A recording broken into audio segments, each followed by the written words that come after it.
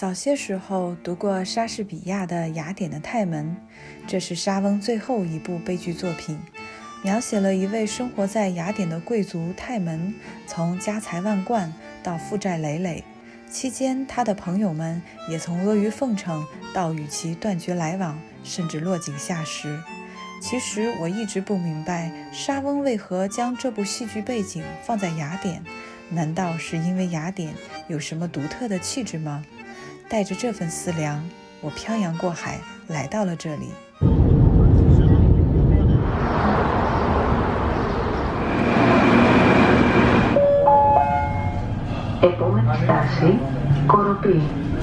有时去过的地方越多，越知道自己想回到什么地方去。这句话简直就是雅典给予我第一印象的完美注解。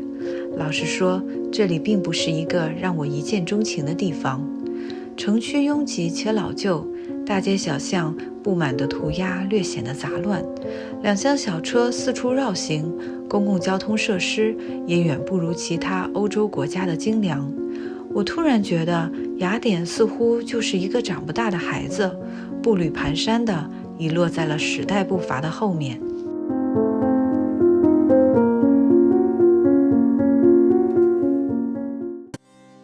但你不得不承认，凡是到希腊者必绕不开雅典。这里最为驴友钟爱的是它的历史遗迹。欧洲文明的起源在希腊，而希腊文明的盛极在雅典。它载于史册的历史长达3000多年，是世界古文明绕不过去的一道光。无论时间如何冲刷，它始终以沉稳的姿态屹立于巴尔干半岛的南端。雅典是古典西方文化的一块金字招牌，有关于这座城市的悠久历史，则可能完全被浓缩在雅典的卫城身上。从蛮荒时代到今天都是如此。在雅典市区靠近卫城的各个街道转角处，你都可以眺望到这座建于绝壁之上的卫城。千百年来，它屹立于雅典的城中心，俯瞰着这座城市的变幻沧桑。于是来到雅典的第二天一早，我们就去了卫城。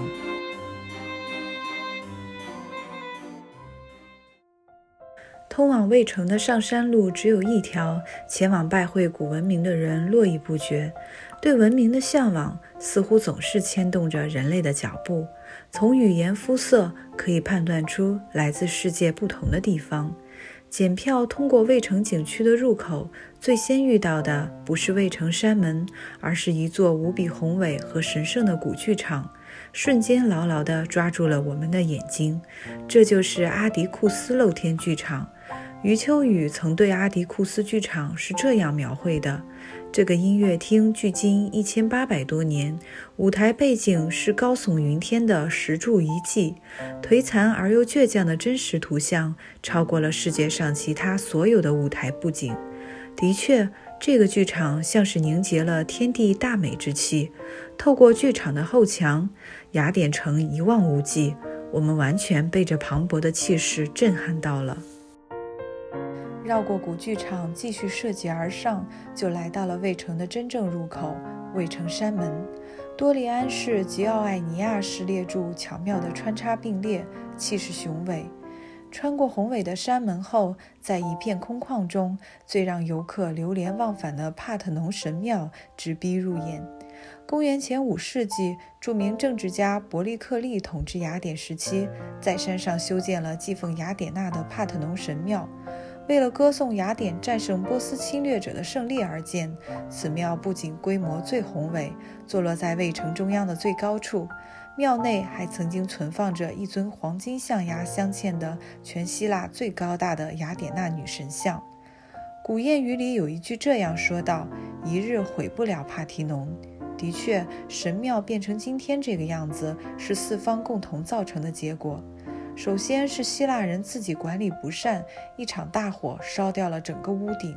接着十字军东征，神庙被改成基督教堂，教徒凿毁移出了大部分希腊众神的雕塑。最严重的一次破坏发生在奥斯曼统治雅典时期，当时威尼斯人的一座鸠炮打中了这里，导致土耳其人存放在神殿里的火药库爆炸。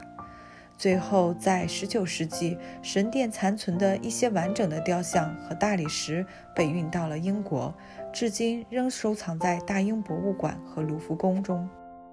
被毁坏的神庙至今仍在修复当中，在对文物保护的态度上，似乎雅典人并不像他们的涂鸦那样随意。经过几千年的风风雨雨，多利克式的年代感极强的石柱仍在蓝天下傲然屹立，斑驳、残缺和凹痕都无法抵挡它带给人们的视觉冲击。一根一根向上延展，托起了神庙，也似乎托起了整个蔚蓝的天空。如果用壮美来形容帕特农神庙，那么我想用秀美来形容旁边的伊瑞克提翁神庙。乍一听这个名字，你可能觉得很陌生，但我要是说就是那座拥有6个少女像柱的神庙，你就会恍然大悟，哦，原来就是它呀。的确，伊瑞克提翁神庙因少女像柱而世界闻名。6根大理石雕刻而成的少女像柱代替了石柱，它们个个长裙束胸，轻盈飘忽且亭亭玉立。其细致入微的雕刻形态极其逼真，几近完美地展示了古希腊人精湛的雕刻工艺和对艺术的追求。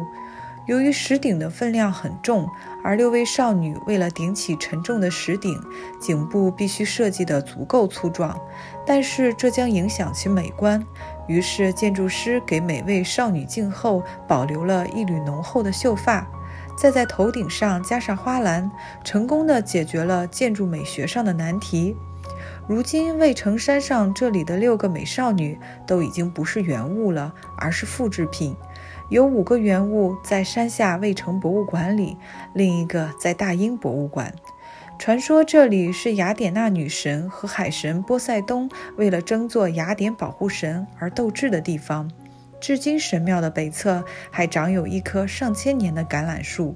据说就是雅典娜赢得雅典保护神变出来的那一棵。随意裸露出的淡黄色岩石和因为干燥的气候而枯萎的植物，让雅典卫城多了几分大漠般的苍凉简远之美。尽管卫城经历了血雨腥风，洗尽铅华后早已失去了昔日美轮美奂的完整模样，但我们依然能从这些断壁残垣中见证那一段传奇的历史，感受到古希腊高超的建筑艺术水平。但卫城的美不仅在于阳光下的绚丽巍峨，还在于月夜下令人浮想联翩的静谧。傍晚，在卫城下的普拉卡老城区随意择一家餐馆，与朋友们一起享用传统的希腊美食，此刻的卫城便会幻化成活色生香、充满人间烟火味的灶娘。位于历史悠久的哈德良步行街上的米其林推荐餐厅 Cucina 就可以既满足你的味蕾，又能让你尽情享受夜色中卫城的浪漫情怀。这家餐厅被评为全球10大景观餐厅之一，由著名的厨师兼希腊美食大师领导，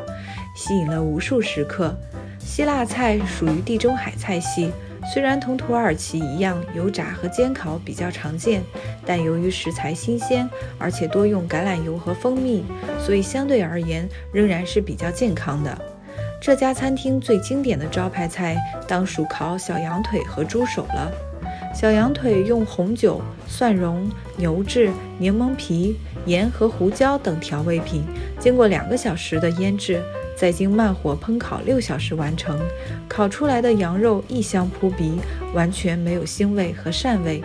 柔嫩多汁，入口即化，是这家餐厅评价最高的菜品。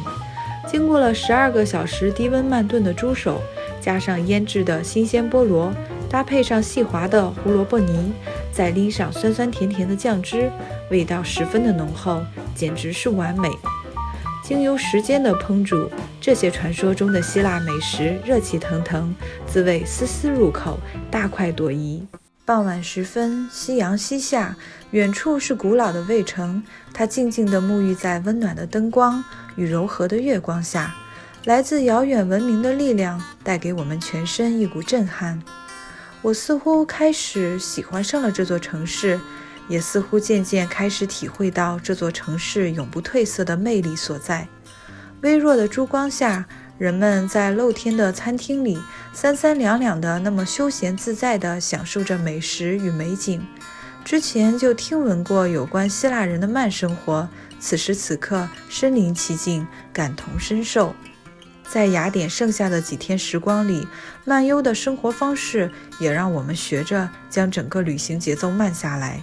也更加体会到雅典人与众不同的率真与热情。沿着路边摆放一排桌椅的餐厅和坐在路边吃东西休闲聊天的人，都会让我们心情很舒畅。不知道为什么，就是对这种浸泡在生活里的感觉非常执迷，也更能体会到这座城市的自由、随意、与世无争的独特个性。对比以往去过的欧洲国家，这里的确不够优雅，不够精致，不够现代化，甚至还有不少槽点。可是当你站在雅典的街头，就是会不由得觉得好开心，感觉空气中都弥漫着舒适和闲逸的味道。这里不算是一个花花世界，但确实是一个值得你深入体会的城市。这里的一石一柱、一砖一瓦都被历史赋予了特殊的意义。千年古城以独特的方式向我们这些远方来客诉说着它的前世今生。整座城市仿佛已经被岁月磨平了棱角，小心翼翼地寻找着古典与现代的平衡。那些涂鸦，那些老旧的街道，在卫城脚下仍在续写着关于雅典的故事。一时间我才恍然大悟，原来莎翁将泰门的生活背景放在这里不是没有因由的。雅典并不像我说的那样是一个长不大的孩子，而更像是一个失落的贵族，坚强而隐忍。这不是强弩之末，而是正如美术史家温克尔曼所言，这是高贵的单纯，静穆的伟大。